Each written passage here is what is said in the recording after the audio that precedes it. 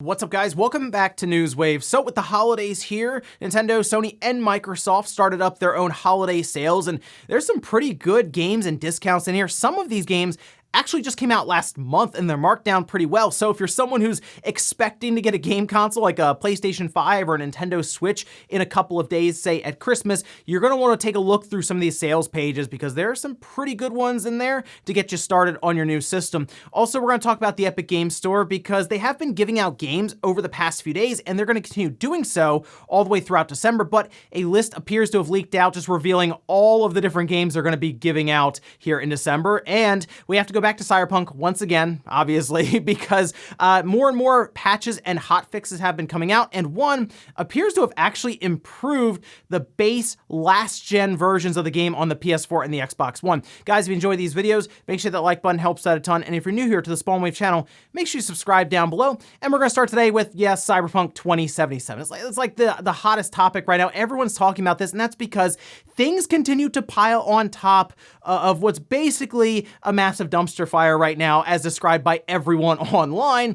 But people, even at CD Projekt Red, specifically Adam Podolsky at the top, are not helping the situation at all. In fact, it was spotted that he was liking several tweets on Twitter criticizing Sony and even comparing the game to other live services like the Avengers. You can see some of them here.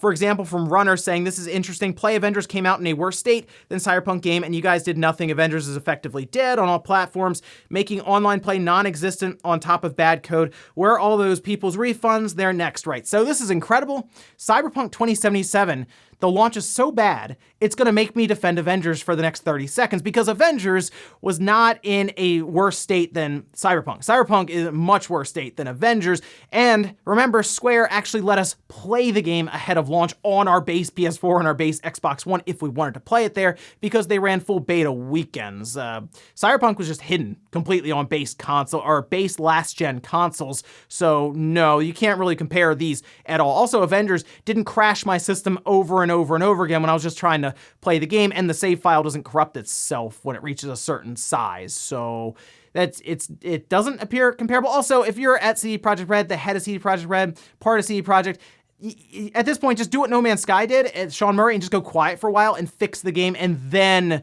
make your comeback after that. Also, Among Us has taken the internet by storm right now. People love playing this game. It's like one of the most streamed games and people love watching it too. It's just the interaction between people and trying to get over on one another and be the imposter and win or figure out who the imposter is. It is a lot of fun, right? Just hear people argue back and forth and try to lie to each other, really. But I was actually surprised even to see the numbers that they have achieved here for this game. Let's check out Super Data here that does track a lot of the online sales, monthly active users, all of that. And we can see it says Among Us had roughly 500 million monthly active users in November. So yeah, 500, that is a lot of users. The title is now by far the most popular game ever in terms of monthly players. Since Among Us is not heavily monetized, earnings figures are comparatively smaller. The PC version, which has a $5 upfront price, accounted for the majority of revenue from August to November, despite having an extremely small share of the total player base, 3% in November. And on phones, I believe there's just like ads. It's free, but you have to see like banner ads and all this stuff, which, I mean, people get so much time, hundreds of hours now at this point out of this game. It's worth it. $5 is a steal for this game with how much people have played it online. So it's really cool to see. We saw them at the Game Awards, how excited they were, and it's not like it's a massive studio or anything. It's people who created a game that they were having a ton of fun playing. They put it out there. It took a little while to pick up steam, but once it did, everyone loves playing it. It is a really cool story to see happen. Oh, and going back to the Cyberpunk refund situation very quickly, I do see people continue to talk about this online, trying to get their money back. It looks like GameStop may actually be taking the game back in. You can see this tweet here. This is from Patrick saying, "Multiple GameStop employees have shown me a memo indicating the company is now accepting returns of Cyberpunk 2077, even if it's been open." I'm a little surprised to hear that because usually GameStop is pretty stubborn about this when it comes to returning games that have been open.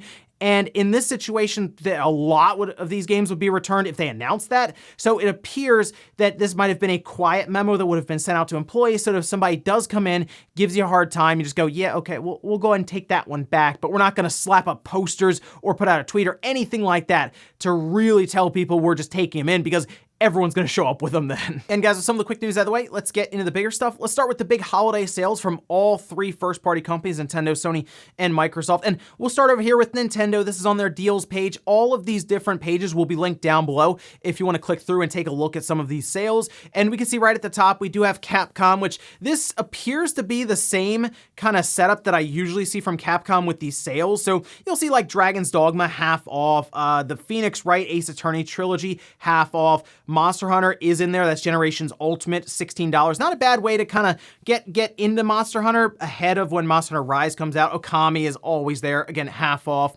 All of the different Resident Evil games are marked down. Devil May Cry, Street Fighter, all of the different Mega Mans. There is a lot of value here if you buy up some of the different like collections, like the Mega Man Legacy Collection, like the Mega Man Zero ZX Legacy Collection. So yes, Capcom is definitely here in full force, and it's a good section to go through if you just got your Switch. But if we go over to Ubisoft, their section is actually really good. They have Immortals Phoenix Rising already marked down to $40, and I understand in retail stores they've already had some sales like this, but remember, there are a lot of people who like to have everything digitally on their Switch. It's a portable system as well, so it makes sense for people to want everything digitally rather than carry around cartridges.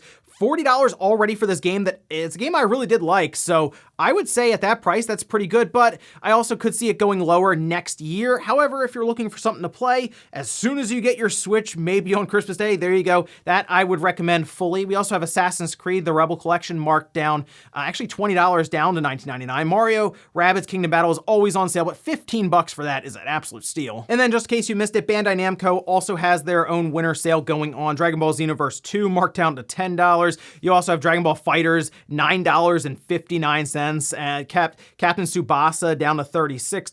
Digimon Story Cyber Sleuth Complete Edition at $25. So quite a bit here from Bandai as well. Now, if we go over to the PlayStation side, they have a sale starting today. Unfortunately, they have not revealed the percentages or anything at the time of this recording, but again, I'll leave a link down below and you can jump over and take a look at some of the sales here. However, they did list several of the games, which includes Assassin's Creed Valhalla. That, again, just came out last month. We also have Assassin's Creed Odyssey, Call of Duty Black Ops Cold War. Once again, another game that just came out very, very recently. Then we also have Doom Eternal, Final Fantasy VII Remake, Godfall, Ghost of Tsushima, which that is still a very good game to pick up with the multiplayer, everything they've added there. You do have Marvel's Avengers, but however, that has dropped in price quite a bit.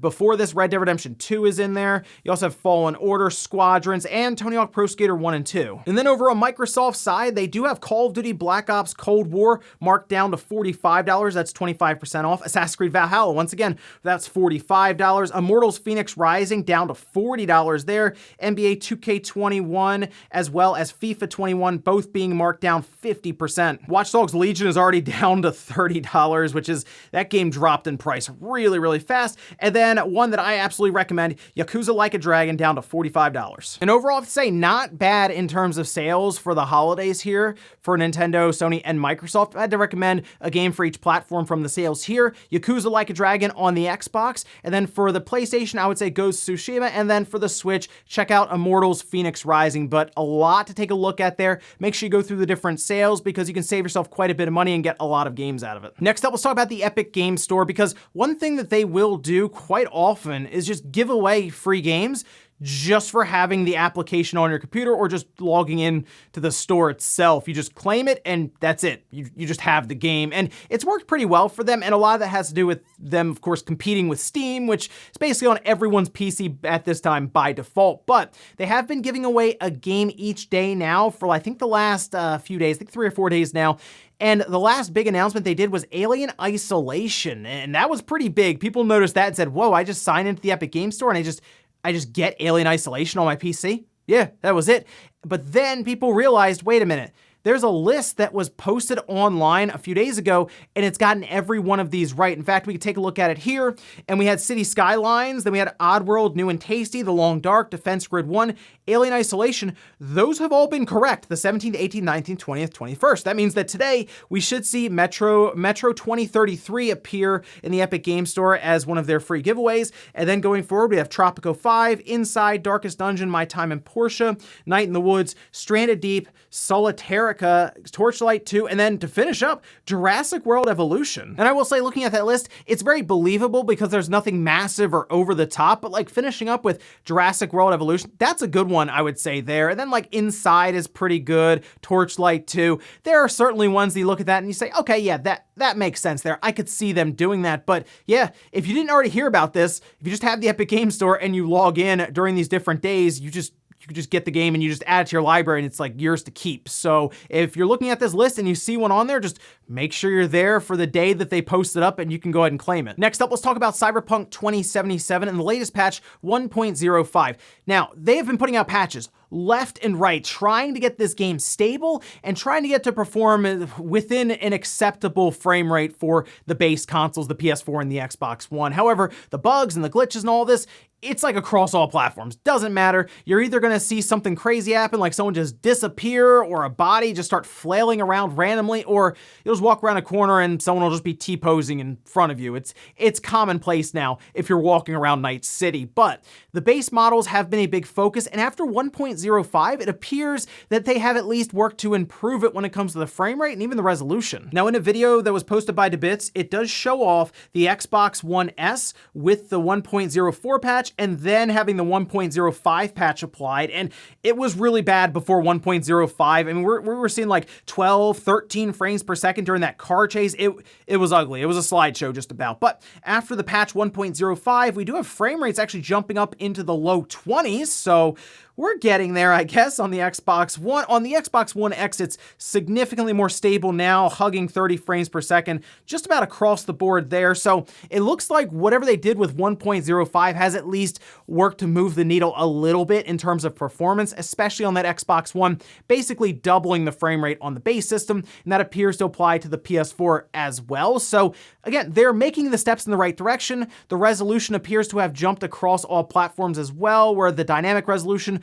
will sit closer to the high end more often than not, as opposed to dropping into like the 600 something P that we saw through Digital Foundry on the Xbox One, that was pretty bad, but it does look like they just have been working to polish the game as much as they can. However, the patch had so many fixes outside of just this that included bug fixes and things to stop the game from just breaking, and it still has the issues that it has now. So yeah, this game could have used quite a bit more time, I would say, in the oven. And on top of this, after 1.05 went out, there are now PC users who are experiencing higher CPU usage than they did before, so it's hard to say if they may have broken something else while they were fixing this. Again, there's gonna be a lot of patches that continue to come out. You know, you see 10, 15 gigabyte patches probably every week or something for Cyberpunk over the next few months. And remember, they had talked about a big January and a big February patch. So if like these 10 gigabyte patches are just like, yeah, not a big deal, how big are these January and February patches going to be, and how game changing will they be? Because if this is just a small one they did, I am very curious what they have packed into some of those larger patches next year. And in our last bit of news, let's talk about Returnal from House Marquee. This game's coming out March 19th. It's a roguelike game, and at first when they had shown it, I didn't really know what to expect when it came to the gameplay side of things. I kind of thought it might be a slower style game, right? Where it's more hugging third person, like right by the shoulder, and you're slowly kind of going around. They made it look like it was like a horror style game almost. However, they showed some gameplay in a video that they posted up, and you know what? It surprised me a little bit with how this one looks. We can see some of the gameplay examples here, and this was the Housecast Episode 2 Origins posted yesterday, and I got to say, the gameplay looks a lot faster than I thought it would be. And I mean, we have a character jumping and air dashing all over the place. You have like guns shooting everywhere. You have what looks like almost like a beam saber that you kind of swing at different enemies with. You know what? I do like the gameplay, but it seems to conflict a bit with the setting overall and the idea of it maybe trying to be kind of a horror style game. Doesn't look like it there. It looks like you're just rolling around, just beating everything up. But I mean, at least it looks fun so far. So at first, when they showed it, I was kind of like, okay, I guess. Now I'm like, all right, you know what? I will check this game out to see, because the gameplay at least looks a lot more fun than I thought it would be. But let me know if you saw that gameplay and even you were like a bit surprised as to the direction that was going compared to what we've seen so far. And we'll finish up with the comment of the day as you're seeing here. This is from VG Chat saying, just start calling this series Cyberpunk Wave. Yeah, when I see how much stuff with Cyberpunk is going on and how it's dominated the news cycle, trust me, I hear you, because I do like to try to look around at other things. That's what we talked about, like a random Dreamcast tech demo with The Simpsons being found yesterday. But like, it's always Cyberpunk right now. And a lot of it has to do with things just coming together during this time right now, which is usually when things slow down a little bit for news because it's the holidays and a lot of studios and PR firms and stuff are just off, for the holidays. So like, we don't get as many press releases or anything like that. And it's just Cyberpunk constantly because things keep piling up. It's a generational game that comes out, disastrous launch that's like unheard of how bad this launch is for a game that was so hyped up and expectations were so high from CD Projekt Red, and it being kind of a slower period. It's just, it all came together, that perfect storm. So yeah, you're going to see a lot of Cyberpunk still probably, unless it just goes radio silent on that and they just kind of go away for a bit and work on the game, probably for the next couple of weeks, to be honest. I keep saying, I don't know what else can happen. It can't get any worse. And then it keeps getting worse. So we'll see what happens tomorrow. And ladies and gentlemen, that's going to do it here for Newswave. If you enjoyed this video, guys, hit the like button, really helps out. If not, hit the dislike. Leave comments down below about everything we talked about here today. Were there all the different sales for Nintendo, Sony, and Microsoft? Are there any good games in there that you wanted to pick up with the discounts that they have right now? And feel free to leave some recommendations down in the comments for other people to check out. And then what do you think about the Epic Game Store right now, giving away basically a game a day now going forward throughout December? Are there any games on that list that appears to have leaked out that you want to make sure you sign in to pick up? And then Cyberpunk 2077 patch 1.05. Have you tried it on an Xbox One or PS4? And have you noticed any real improvements around it? Thanks guys for watching, and I'll see you next time.